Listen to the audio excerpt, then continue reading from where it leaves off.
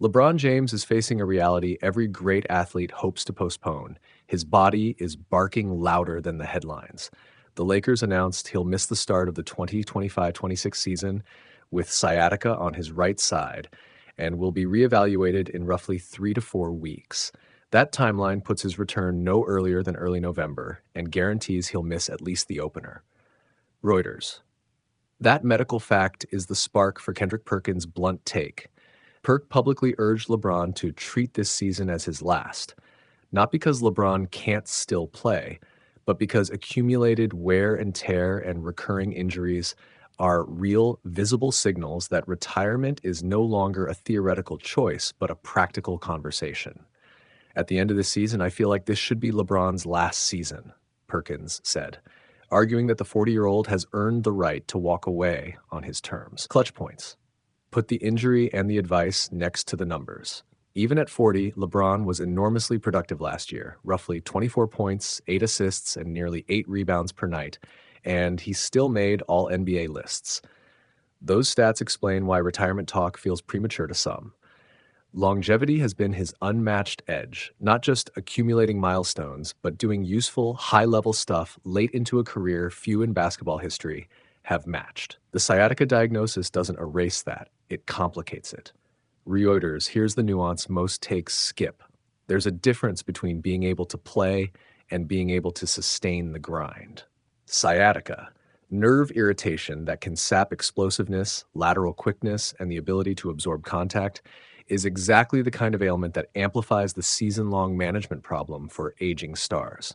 The Lakers aren't just losing a scorer for a few games. They're losing a stabilizer whose presence affects rotations, spacing, and matchup planning. That forces the franchise to ask whether this season is about chasing another title now or managing LeBron's exit strategy while maximizing what the roster can do around him. NBC Sports' Perkins' prescription, retire after the season, is less an order than a value judgment. Do you prioritize legacy preservation and long-term health, or do you prioritize every last shot at more hardware? Perkins frames it as, be good to your body. And that's a moral argument more than a basketball one. Critics of Perkins will say LeBron hasn't proven he's finished.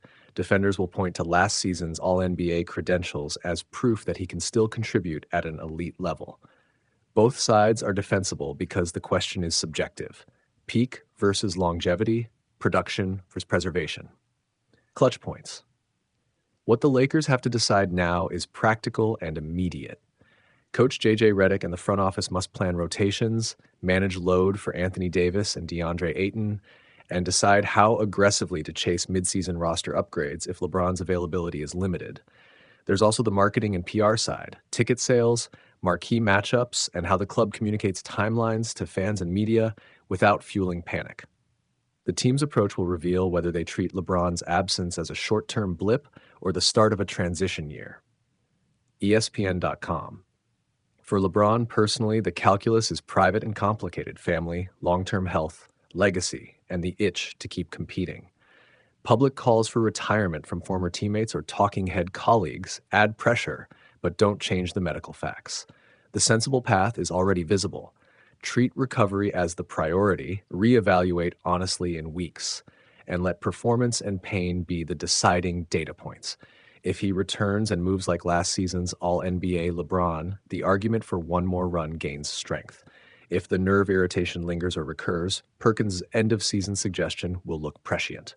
AP News bottom line. This is no longer just a story about whether LeBron can keep piling up numbers. It's about the trade-off between the last competitive push and long-term health. Perkins' recommendation lands because the medical headline is real and because every athlete eventually faces that same private negotiation. For fans, the drama will play out game by game. For LeBron, the decision will come down to how his body actually responds when tested, not how loud the opinions get. Reuters. Kendrick Perkins didn't mince words. With LeBron James sidelined by a right-side sciatica that'll keep him out of the early slate of the 2025-26 season, Perkins thinks this should be the end of the road, retire after this year. Short version, a former teammate sees the body saying, enough, and he's urging LeBron to listen. Why the conversation matters. Durability has been LeBron's signature. For 2 decades, he played at an elite level and avoided long absences. Now at 41 and entering year 23, he's dealing with the kind of nagging injuries that used to be the stuff of end-of-career whispers. Perkins points to 3 straight seasons of injuries and argues that the accumulation of missed time and recurring issues is a clear signal from father time. That's a blunt, old-school reading, and it lands harder because LeBron has long teased retirement as an eventual family conversation. Perkins's pitch is simple and emotional. LeBron has done everything: championships, MVPs, scoring records, cultural impact, tick, tick, tick. Why risk long-term health for one more run when the ledger already reads like a Hall of Fame lifetime achievement? It's an argument that appeals to those who prioritize legacy preservation and post-career well-being. But the counterpoint is equally real. LeBron has repeatedly defied age-based expectations, producing at a high level well into his late 30s and early 40s. He still impacts games in obvious ways: scoring, playmaking, court leadership, and he's signaled no public plan to walk away. A player of his size, craft, and basketball IQ often finds ways to evolve his game around physical limits: fewer minutes, more spot starts, load management, and a sharper focus on the moments that matter. That path lets contenders keep him on the floor without asking him to be the same four-quarter engine he once was. There is also the team context. The Lakers' roster construction and LeBron's stated goals matter. If the front office builds a roster that can maximize LeBron in limited bursts and protect him defensively and via load management, another competitive season is plausible without asking him to punish his body. If the organization expects LeBron to carry heavy minutes and the medical timeline keeps slipping, Perkins' retirement thesis gains force. What to watch next? Medical updates, how the sciatica responds to treatment, workload plans from the Lakers, minutes limits, early season rest, and LeBron's own public tone. If he leans into a cautious plan and looks comfortable stepping back from marathon minutes, this could be a planned swan song. If he pushes aggressively to return and the setbacks continue, the Perkins argument will only grow louder. Bottom line, Perkins' call is neither reckless nor outlandish. It's the voice of a teammate worried about a friend's long-term health and legacy. Whether LeBron listens is a mix of personal desire, medical reality, and roster context. Either way, we're watching one of the clearest end-of-era chapters unfold. Will it be farewell on his terms, or a second win that extends an already historic career?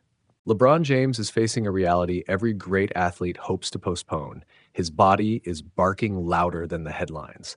The Lakers announced he'll miss the start of the 2025-26 season with sciatica on his right side, and will be reevaluated in roughly 3 to 4 weeks. That timeline puts his return no earlier than early November and guarantees he'll miss at least the opener.